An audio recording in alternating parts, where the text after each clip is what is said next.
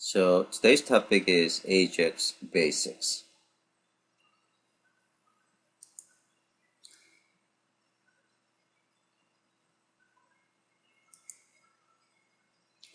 So these are the topics that we are going to cover in this presentation and hands-on lab. What is rich user experience and which internet application technologies, and of course Ajax is just one of them. And we'll look into some real-life examples and usage cases, and what is and why Ajax, and then we'll talk about technologies used in Ajax, and then you're going to actually take a look at what is happening in a typical Ajax operation, and then we're going to take a look at XML HTTP request object, its method and properties, and DOM APIs and inner HTML. So this is something that we covered in previous presentation, so I might actually skip that. So let's move on to rich user experience for web application. So when we say rich user experience, we can take a look at a typical desktop application, for example, spreadsheet application and word processing application, things like that. And these applications respond intuitively and quickly. For example, if you are moving your mouse over a cell in a spreadsheet application, it changes the color, for example, and icons might light up as mouse hovers them. So it kind of gives you some indication in terms of what you are doing. And things happen naturally. You don't have to click a button or link to make things happen. You can just move your mouse around and the things are actually happening for you. So those are examples of rich applications. Now, when you take a look at the web application, however, so these are the characteristics of conventional web applications, meaning application without using Ajax. Okay, these non-Ajax enabled applications typically follow this click, wait, and refresh user interaction. So whenever there is actually communication with a server, the user has to wait until the server responds back with the data. And it's synchronous request and response model, that's the reason the user has to wait for the response. And it's page driven, and in fact workflow is based on pages, and so page navigation logic is actually determined by the server based on some logic. It will determine what, for example, JSP page will be displayed next and things like that. So the issues of these non-Ajax enabled web applications are, for example, like this: interruption of user operation. So until the browser receives something from the server, the browser just got stuck. Okay, so you probably have seen a long time ago, that kind of white screen when the network is slow, when the server is slow, because the browser has to wait for something from the server. So user cannot do anything much, while it is actually waiting for something from the server. Loss of operational context during refresh. Now, when you actually receive something from the server, then it's going to actually refresh the whole page. So you basically lose information on the screen, and you have to actually train your brain again to actually see the whole screen from scratch. Loss of scrolled position. So if you scroll down a certain point and then it refreshes the whole page, then you actually lose that scrolled position. No instant feedback to user activities. So again, user has to click something, and whenever something changed, we actually talk about which application, and which application typically gives some feedback to user activities, right? So if you actually move your mouse, then it will give you some indication. In a non-Ajax enabled application, there is nothing like that. And it's constrained by the HTML, so it didn't really have useful widgets that you can use. So these are the reasons why rich internet application technologies were born. So there are in fact multiple VIA technologies that have been developed in the past. Okay, so let's take a look at some of those. So these are the list of VIA technologies: Applet, Macromedia Flash and Air, Java Web Start, DHTML with a hidden iframe, and Ajax and Silverlight, which is Windows platform only, and JavaFX, and that is for Java platform. So applet pros and cons. So basically you can use any Java APIs because this is a Java application, and you can do custom data streaming, graphic manipulation, threading, and advanced GUIs. And you can do this advanced Java programming techniques. You can use this, advanced Java APIs. And it's actually well-established scheme. However, the downside is that code downloading time could be significant and reliability concerns. So malfunctioning applet can crash a browser. That problem has been actually addressed in Java SE Java SE 6 update 10, I should say 6. Okay, Java SE 6 update 10. And if you're using old Java, then if the browser is actually using old Java, then an applet can actually crash the whole browser. So reliability concern.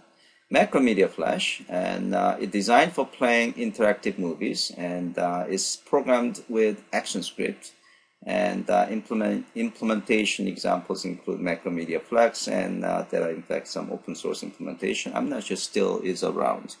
So it's good for displaying vector graphics, but the downside is that browser needs a Flash plugin. Okay, so it's not out of the box support. A plugin has to be installed, and ActionScript is proprietary.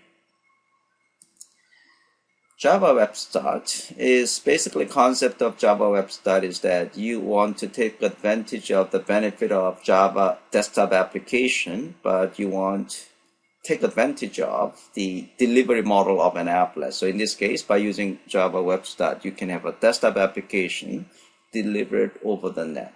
Okay, so it will just take advantage of the strengths of desktop application as the offline application usage. And then it will take advantage of applet, which actually provides the very nice distribution model. So pros: desktop experience once loaded, and leverages Java technology to its fullest extent, and disconnected operation is possible because once it's installed, it's just a standalone Java application. An application can be digitally signed and incremental deployment. So the incremental redeployment. So whenever it's actually started, we'll check whether there is a new version or not. If there is a new version, it will actually download that new version. And the downside: all JRE-based systems do not work.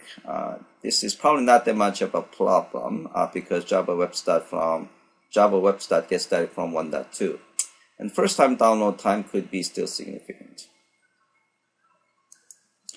All right, so DHTML, dynamic HTML. So dynamic HTML typically is a combination of JavaScript and DOM and CSS, and it's used for creating interactive applications. However, DHTML has a very significant downside, meaning it doesn't support asynchronicity. It doesn't support asynchronous communication with the server. So it has a problem of full page refresh. And that is the reason why DHTML alone was not really a huge success. Now, DHTML with hidden iframe is kind of a hack that actually provides this asynchronicity. Okay, so iframe was introduced as a programmable layout to a web page. So iframe is an element in a DOM tree, and you can move it, resize it, and even hide it when the page is visible. So when iframe element is hidden, and basically it could actually perform asynchronous communication with the server. So it actually provides something similar to Ajax, but it's actually still a hack. But this could be useful when the browser does not support XML HTTP request. Ajax is the latest kid in the block, and in fact this is pretty established technology now. Okay, so it's actually using DHTML plus what is called the XML HTTP request, which support asynchronous communication with the server. So it emerged as a viable real technology and is supported by pretty much all Java script frameworks out there. And there is no need to download code and no need to install a new, the separate plugin. And the downside of Ajax is that you are using JavaScript, and JavaScript is hard to maintain and debug in general. All right, so moving forward. So Ajax, real-life examples and use cases. So pretty much all user-facing web application these days are using Ajax. Okay, so that's pretty much the well-established technology that have been used everywhere. Now, let me actually talk about some of the use cases of Ajax. So real-life server-side input data validation. So without using Ajax, you have to actually perform validation on both the client side and the server side. Okay. The reason you need to perform the server side is because, you know, if the hacker actually bypassed the client side validation, you know, then the server side has to actually perform the data validation. However, you still want to actually do client-side validation because, you know, you want to actually have the user to have the quick response whenever a user make a mistake, right? What that means is that you are maintaining validation logic in both client-side and the server side, okay? So that could be a bit of chore. So what you can do is that you can use Ajax. So whenever you just type something, it will actually send the request, whatever typed in by the user, to the server and get the validation and then responds to the user right away. Okay, so it could be a good compromise. So instead of having you know, two different the places where the validation logic is being implemented, you can have Ajax-based validation. Okay. Auto-completion, whenever you type something, it could actually go to the server, and then based on whatever has been typed in, it will actually, you know, send back the set of possible words for that, you know, for whatever typed in. Master detail operation. Suppose if you are building, let's say, you know, the automobile, you know, the online website or something like that. So if the user select, let's say, a particular model like a Toyota or a Hyundai or, you know, the Ford, and then based on that selection, other information can be retrieved right away and actually present to the user. Okay. All right, so let's actually do first lab exercise here. So these are two Ajax-enabled application that are provided in the hands-on lab. So let's try validation. So I'm actually running this application already. So let me just go to, so this is the validation. So this sample application is basically let you create a user ID. Okay. Now, whenever I type something, it will actually send whatever I typed into the server, and server will check whether whatever I typed in is in fact the valid user ID or not. Okay, so for example, SAN, you know, or whatever, G, it just keep, it will just send this these characters to the server. A server actually sends back whether that's in fact valid or not. Now, it actually lets you create. So now the invalid user ID is something that has been already there. So if you actually type Greg or Duke, it will say, you know, those user IDs are taken, so that's not valid. So let's actually try to Duke. So D is okay because it's not Duke yet. U is okay. K is okay. Now if I type E, then the server says, oh, that user ID Duke is already taken. So it actually gives me an indication, invalid user ID, and then create account is actually, you know, the grayed out. Okay. Same thing with Rec. Okay. Something like that. Later on, we're going to actually do hands-on lab, and you can in fact see, you know, whenever you type something, you can actually see network here. Whenever you type something, it will in fact send the data to the server. Okay, so I actually type the G here. So the basically it's actually sending this G to the server, and the server actually respond back, oh, that is valid. Okay, so based on this feedback, this application will just change the portion of the page. Instead of the whole page, it will just change the whole, you know, the portion of the page. Let's see, this is the auto completion. So let's run this application. It's actually already running. So let me just go this auto completion. So again, whenever I type something like a G, it will actually go out and get, you know, it will actually go out to the server and retrieve any possible words that start with a G. Okay, so if I now start type R, then it will just you know, select just these two. Okay, so this auto completion, I'm sure you have seen these examples, and this is actually using Ajax underneath. Okay. All right, so we're going to actually dissect this application in detail moving forward. Okay.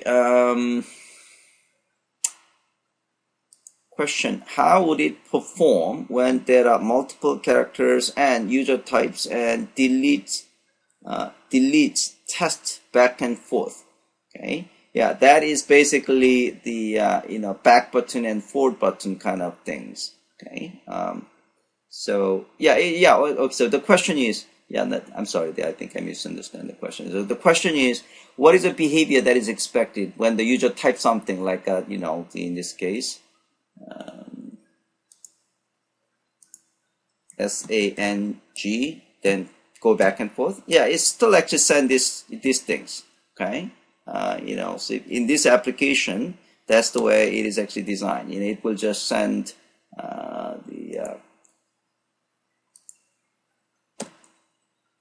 it will just send SAN, and then if I go back, then it will just send SA. Okay. So, all right. So what is NY Ajax? We are going to actually understand. We are going to understand what is NY Ajax in a bit more detail. So Ajax provides intuitive and natural user interaction, so there is no clicking required, and mouse movement is sufficient event trigger. So the first application that really popularized Ajax several years ago is in fact Google Maps. So in Google Maps, all you have to do is just move your mouse around over the map, right? And that will actually trigger an event, and it will send to the server behind the scene asynchronously, retrieving the data. Then it will actually change only the portion of the page that needs to be changed. All right, so it's intuitive, and it also actually provides a partial screen update. So instead of refreshing the whole page, it will just change the pieces that need to be changed. Okay, so in the case of, again, Google Map, it will just change the map that needs to be changed rather than whole screen. Okay, so only user interface elements that contain new information are updated asynchronously, no interruption to user operations. So while data is actually being retrieved asynchronously from the server, a user can continue to work. Okay, so in Google Maps, you can just continue to use your browser while behind the scene, the data is actually being retrieved. So the rest of the user interface remains displayed without interruption. So there is no loss of operational context. So asynchronous communication replaces the synchronous request and response model. So again, user can continue to use the application while the client application requests information from the server in the background, okay, behind the scene. So it basically provides separation of displaying from data fetching. So the display is still going on as far as user is concerned, but data is actually being fetched asynchronously from the server. All right, so this picture actually shows the difference between Ajax enabled application, which is at the bottom, and on the top, this is non-Ajax enabled application, meaning this is a classic old version of the web application interaction with the server. So whenever user sends some request to the server, user has to stop while the server actually responds back. And when the server responds back, then the user can continue.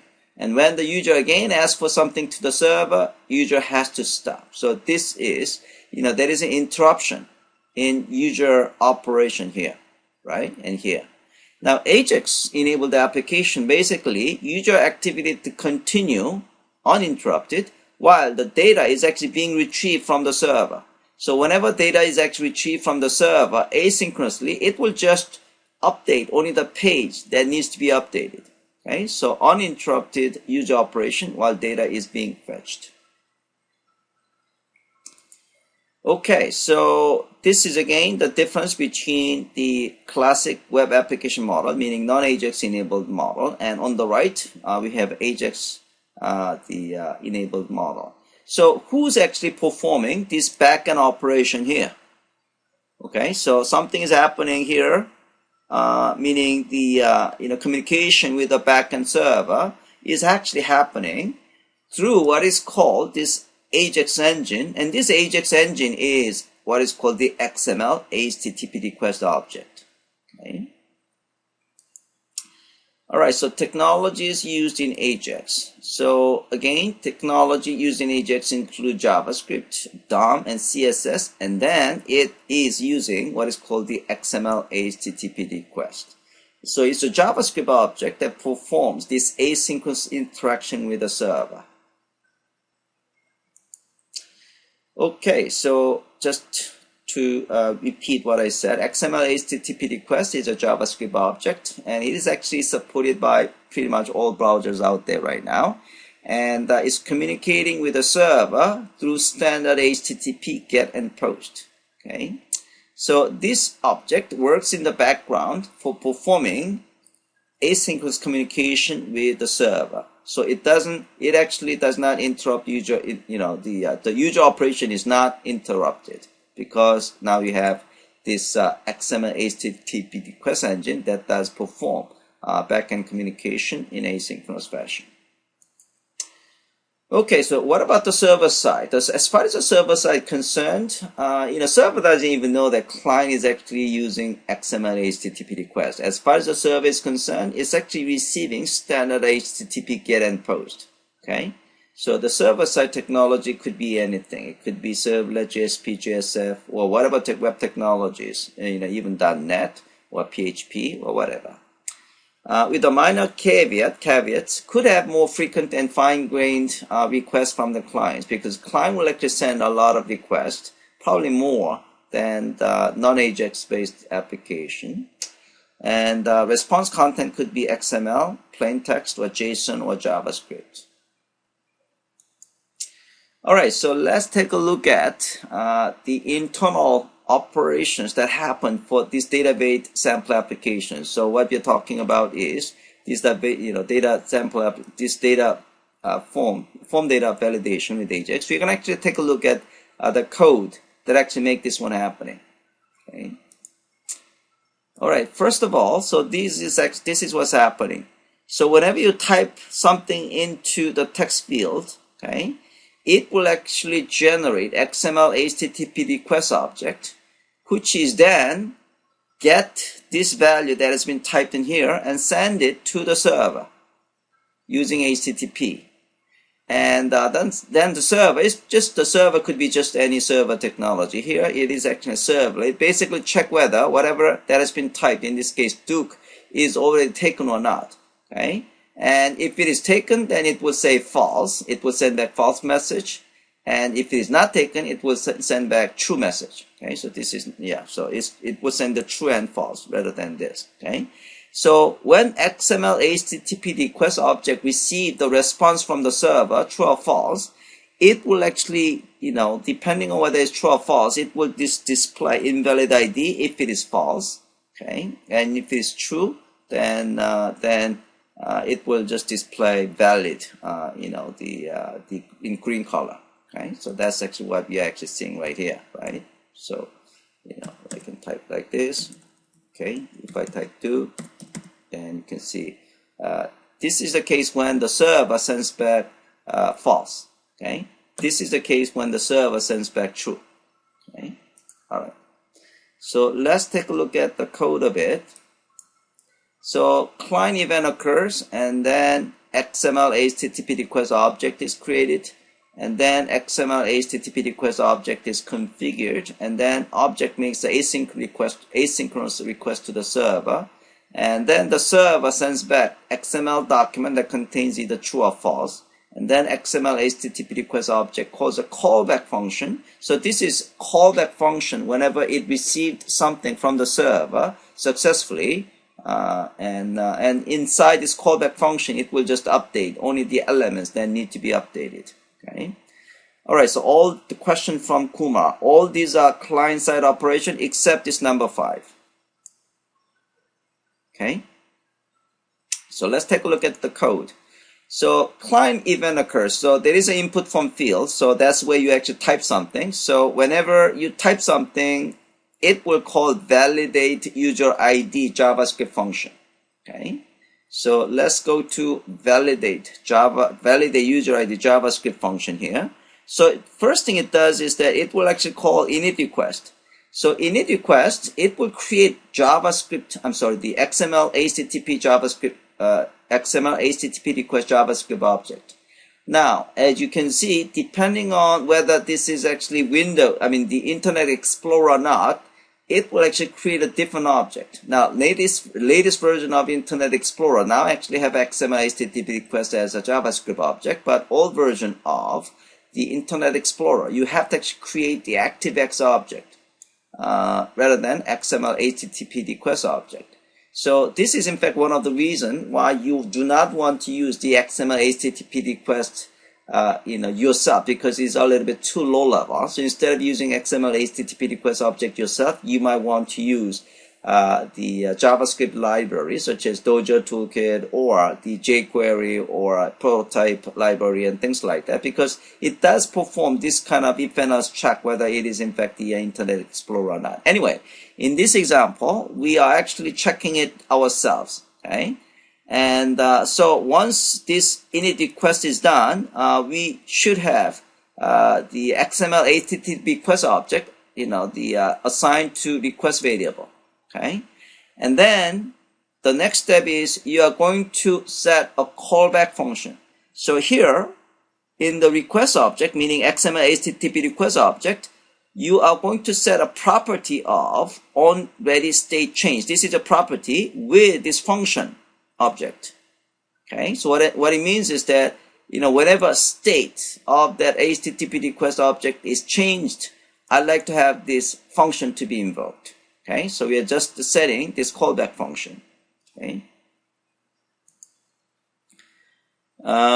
Question from, so it seems no database is used. So in this case, I'm going to actually show the server-side code. Server-side code, in fact, has hard-coded the usernames. Okay, just for the sake of simplicity of the application. Now, step number 4 is making asynchronous requests. So basically, what it does is that it's going to, actually get the element by user ID. That's what you're actually typing something. Okay, and then it's creating URL. Okay, so it will create the validate question mark and ID and the target value, meaning whatever that has been typed in. Okay, so it will say if you type SANG, then it will create URL of validate question mark ID equal sang, SANG. And then it actually it will actually call the open method, meaning it will actually use the get to communicate with the server, and it actually provides URL, and then it will call send method of the XML HTTP request. So this is where it is sending a request to the server asynchronously. Okay. So again, URL is set like this: validate question mark ID equals whatever you typed in. Okay. Question from Padam: is onReadyStateChange is a built-in property of request object? So built-in property of XML HTTP request object. So that is correct. The answer is yes. Okay. So XML HTTP request object. Okay. So let me actually move on. And now, this is the server-side code. So server-side code is basically receive the parameter that has been sent. So the parameter that has been sent is this. Okay. So it's just checking the key value is ID, and then it will just get the whatever that has been typed by the user. And then it will just check whether that, whatever that has been typed by the user is already in the accounts array or not. Okay. And if it is not, it will just send this valid true XML fragment. If it is already taken, then it will send this, valid false. Okay. Okay, so that is a server-side code. So now XML HTTP request object checks whether the state has been changed or not. Okay, so this process request function is invoked whenever state is changed. Right now, this combination the ready state equals 4 and the request, the status is 200. That means it received the data from the server successfully. Okay? So in that case, it will actually perform, it will just update, this user ID message. It will just use this user ID message element to display valid or not. So this is, when it's valid, it will display valid user ID. If it's not valid, it will just display invalid user ID, and that is basically this user ID message element. Okay, so this is the code. This is the set message using DOM. So it basically get the user ID message, and then if the message is false, then it will change the color to red, and message text is changed to invalid user ID. Okay. If it is true, then it will set to green. Then it was, it will set the text of the message to valid user ID. Okay, and then it's basically is setting this the message text into the element. So we're gonna actually talk about this one a bit later on. This is very unnatural looking DOM code. Okay, so instead of using this one, you want to actually use inner HTML. Okay, so XML HTTP request method and properties. So open is assign HTTP method. So it basically use either get or post, and this is URL. And then you can specify the synchronous, asynchronous. Okay, so mostly for the async Ajax operation, you're going to select async. Okay, the send is sending request using string or DOM object data. Abort is aborting it, and then basically you can call get all response headers, response header, request header, and things like that. Alright, so property. So this onReady state change property is set when event handler that fires at each state changes. Okay, so this is where you're going to actually assign a function object, function callback, the object. Okay, so function object will be assigned to this property, and that function object will be invoked whenever state is changed. So the ready state is this is the current state, status of the request. So it could be initialized, loading, loaded, interactive, and complete. So this is the state that you want to check whether the client has received the data from the server successfully. And the status field is basically representing HTTP's status. Okay, so again 200. And it does also have a response text, response XML, and status text. So this is the string version of the data is received from the server, and this is XML document of the data returned from the server. All right, so we just look into the XML HTTP request object a bit more detail. Okay. Now DOM API is in inner HTML. So we already talked about the inner HTML when we talk about the DOM, right, on the second session.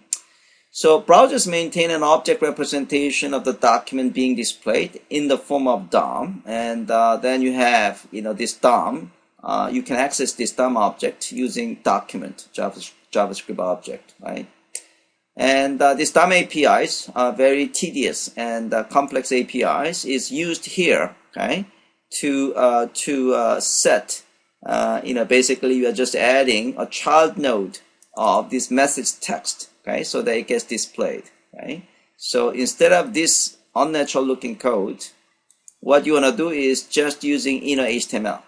Okay, so basically for this message element, so that is this element, you are basically setting this message text as inner HTML. Okay, so this is a lot more straightforward. Okay. All right, now we just learned XML HTTP request in a bit more detail. So do you have to use XML HTTP request to write Ajax application? The answer is no, because you are going to use JavaScript libraries such as Dojo Toolkit and jQuery or Prototype or Yahoo UI. Those libraries already actually have this XML HTTP request internally. It will actually provide high-level abstraction APIs. For example, it will handle the browser differences for you, it will actually, yeah, so it will actually call the it will actually use XML HTTP request if it is not the Internet Explorer. If it is Internet Explorer, it will actually create the ActiveX object and things like that. So they will actually handle all these things for you. So it's very unlikely that you want to use this XML HTTP request yourself. Okay. All right, so that's the end of the presentation. So let's actually go to the hands-on lab. So I'm going to actually use the hands-on lab.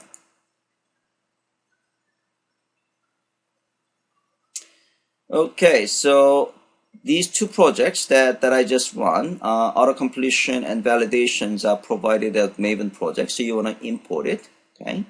And you just build and run the validation Maven project, which I just did, okay?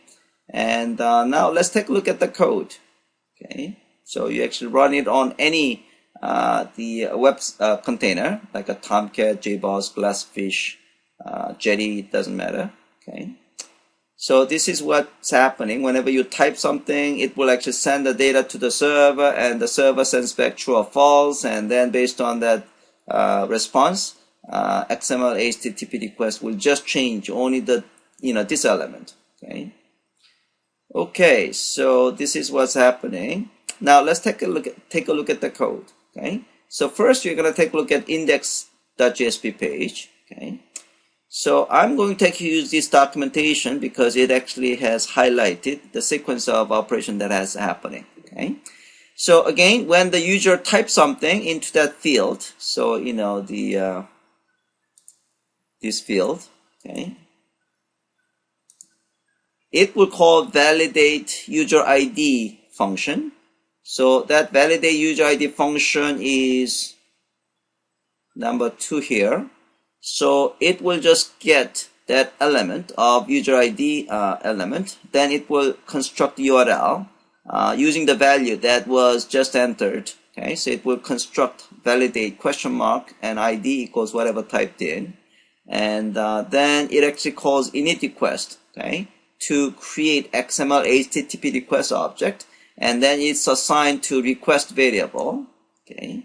And then on the request variable, we assign the callback function.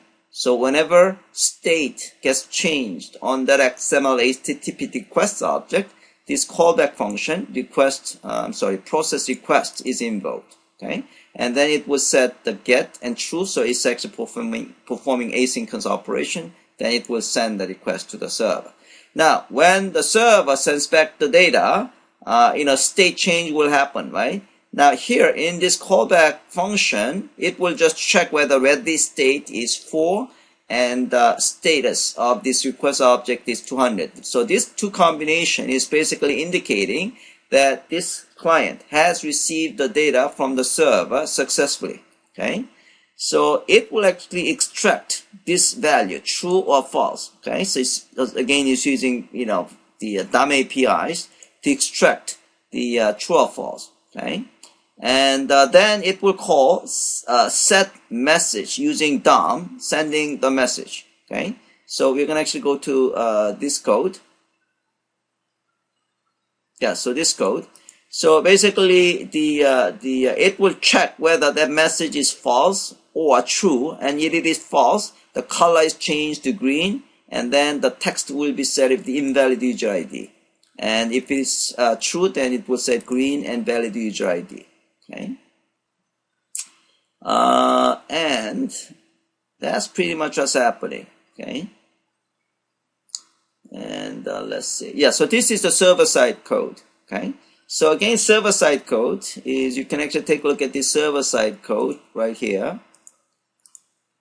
Okay.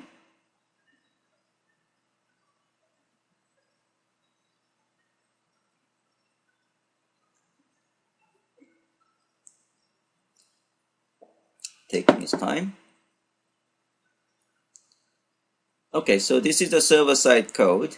So it has contained hard-coded the user ID Greg and Duke. Okay, and it's actually basically saving into this hash map object of accounts. So here basically it extracts the data that came from the client and then it will just check whether the that whatever user typed in is in already in accounts hash or not, and if it is not, then it will send valid true, and if it is already taken, then it will send back the valid true. Okay? So that is a server-side code, and depending on then it will display success.jsp page and error.jsp page. Okay. All right, so let's go back to the documentation. So that is server-side code. Here the next exercise is that you're going to actually insert alert message, okay, on each of these functions, and now you can actually take a look at the ready state. Okay, so whenever state changed, this alert message will be invoked. Okay, so and also we actually have alert message like this. So when you run the application, now you're going to actually see this alert message every time the alert message on the spot that you have included alert message. So here, whenever I type X, it will display valid user ID is called, and then it will call init request method. So it will just kind of now what's interesting is the state is actually changing from 2, 3, and 4, and this is the ready state that will actually indicate that a client has received the data from the server successfully. Okay, and then it will call set message using DOM, sending in this case true. Okay, and then this will be actually displayed. Exercise 2 is using JavaScript console. So here, suppose if you actually create invalid XML HTTP request object. So it has to be capital XML. Okay, so suppose if you have change this code to implement an error. So there is nothing like x small ml HTTP request. So suppose if you change it and if you run the application, then you're going to have XML HTTP request is not defined error. Okay, so this is a console. You can actually see the where the error has occurred. So if you just click this one, you are going to see this code. Okay. Let's see. Yeah, so this is what. Yeah, so so this is a case that you're using Firefox, and this is a case you're using Chrome. Okay, and it provides pretty much the same information. Okay, so that's exercise 2. Exercise 3, we are going to use a Firebug debugger for debugging. So you can actually do a step-by-step source code level debugging. Okay, so here again, you can actually see the data that has been sent from the client, and then whatever here you type XSLT, you actually see here validate. So you can see the traffic from the client to the server and response. So the response is going to be either true or false. Okay. DOM inspection. So you can actually select HTML, and then whenever you actually click any of this, it will also indicate what has been selected in the actual page. Okay. Log messages. So instead of using alert, you might want to use a console.log. Okay, so that's usually a bit more the alert is actually okay, but if you have too many alert messages, it's a little bit annoying. So here we are actually changing alert with the console log, so we can see all these messages. So when you run the application, and you're gonna see all this the data in the console. Okay. And the JavaScript debugger for stepping through code one line at a time. So this is the source code level debugging I was talking about. So you can click this script, you can make a breakpoint, okay, and then when you type something and breakpoint is hit, and you can actually find out the actual values of this these variables. Okay, so this is like a source code level debugging for JavaScript code. So that is the exercise in this step.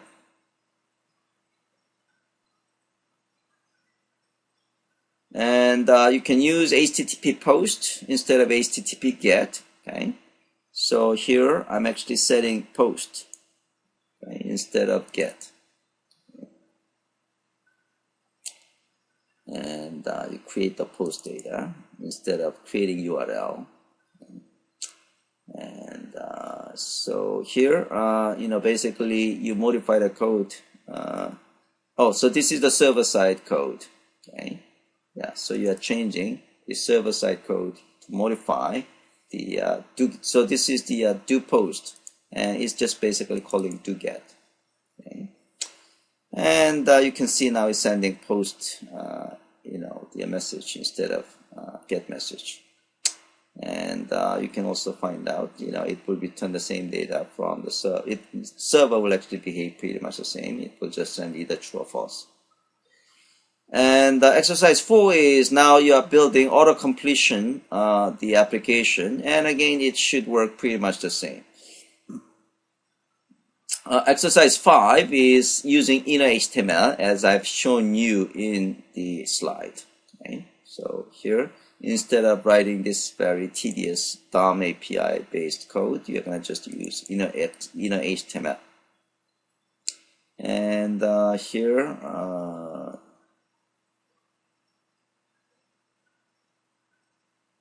so it's actually using inner HTML. Okay, so the homework is to modify the validation logic to validate your own Hello World Ajax application. So, you're going to actually have another field, and that field will be validated against some server logic. Okay? All right, so that is the end of today's presentation. So let me